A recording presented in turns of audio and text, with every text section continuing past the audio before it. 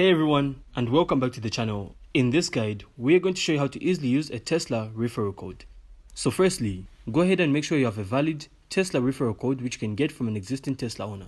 So once you do have it, simply open the Tesla website at tesla.com, or you can also head over to the Tesla app on your smartphone.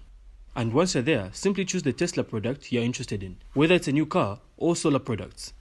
Then during the checkout process, if you're on the website, simply enter the code in the referral code field on the order page.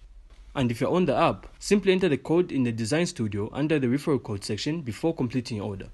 And once you apply the code, you and the referrer will become eligible for rewards like Tesla credits or Supercharging miles, depending on the offer.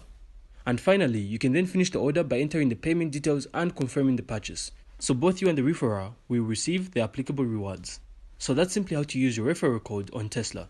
So thanks for watching, and if you found this insightful, please consider supporting the channel by leaving a like, a comment, and of course subscribe. Then we'll see you on the next one.